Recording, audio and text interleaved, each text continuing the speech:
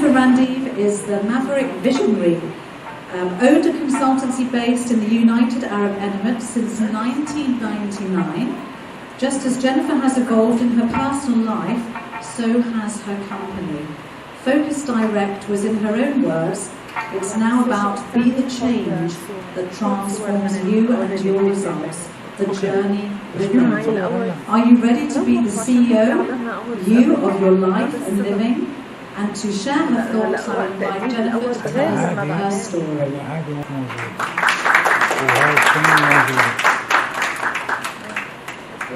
So, most of us have been looking at how we can fix things for other people.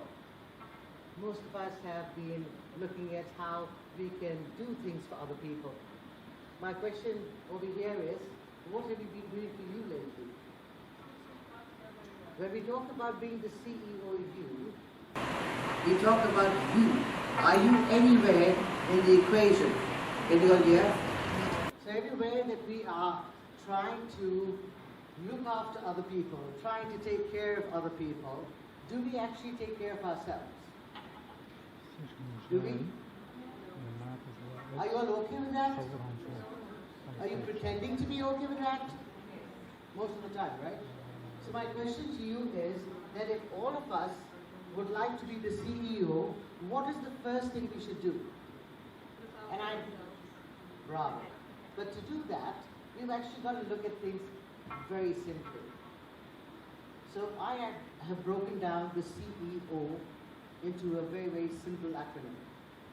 The C stands for, are you willing to be curious enough to open up? Or do you have these facades and those walls that I have to be like this? I have to be seen like this. This is the only way I can be. So to be able to receive anything new, you have to have space within you to actually receive it. So how many of you are curious to get to really know that you are the CEO? Can I have a show of hands? Okay? So what have you done so far actually to get to be the CEO of yourself? Do you all do that at all? Yes? Or is it a title that you have? How many of you are actual CEOs of companies here? Hands up. Higher, guys. I can't see. Higher. Are you shy? Okay. How many of you are actually trying to help other people to become successful?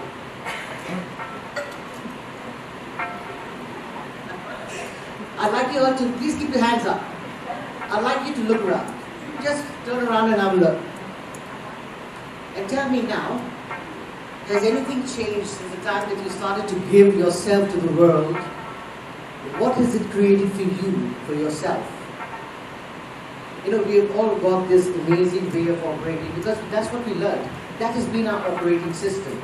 We've got to give ourselves up for somebody else. Well, I tried to do that for a good 25 years. I gave myself up completely. I was in recruitment before, and my job was about finding jobs for people. I used to work from 7 in the morning till 11 at night because I thought it was my responsibility to give up completely. What ended up? I felt sick. Was anyone there to look after me? Hell no. So was it wrong what I was doing? No. But could I change it? Yes. So unless I do not take care of me, or you don't take care of you, would you be able to take care of anyone else? Yes, no, maybe? Yes? If you fall sick today, who will take care of you? So we have to look at it carefully. So now I'm going to come back to, let us start examining our operating system, right? So, for example, why is it that you would like an operating system in the first place? What is your operating system? We constantly are trying to look at things from the outside. Okay? So now, when we're looking at the things from outside, what is going on? Your laptop. You all have a new laptop? Do any of you have a new laptop here? A new phone. When was the last time you bought a phone? Sometime back? Okay. But why did you buy a new phone and why did you buy a new laptop? Would it be possible for your phone to be running on an old operating system? Yes or no? So my question to you is, do you know what your operating system and how it functions? It's actually your attitude. So how many of you know what attitude is? What comprises your attitude? Can anyone say? Okay. It's actually a culmination of your thoughts, feelings and emotions that actually determine your actions. So, can you all see your thoughts, feelings and emotions? Can you? Or can you experience them only? So if you have to change anything, how do you change it if you can't see it? You experience it, right? So my question over here to you beautiful people is, if you try to change anything, and you've tried and tried and tried and tried so hard, and nothing happened, what do you consider yourself to be? A success or a failure? How does that work for you? Okay, I'm going to take 2 minutes or less than 2 minutes. I want everyone who's sitting to tell the person next to yourself where you tried to actually change something and it didn't work. Anyone with the shortest hair will go first. Come on, choose a partner. Quick, quick, quick. I want you all to actually tell somebody what is it that you tried to change that did not work and how did you feel about yourself? Yalla. That's true. If you want to change If you have a change, want to change anything? Did you want to change anything? Did you change?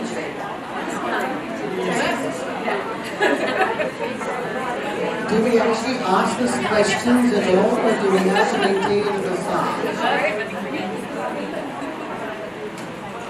All right, switch partners.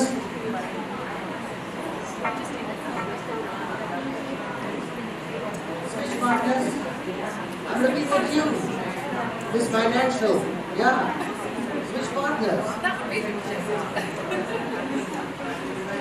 Okay, what came up? I want one person who's really brave to put the hand up and actually share what it is that you wanted to change and how it did not work for you.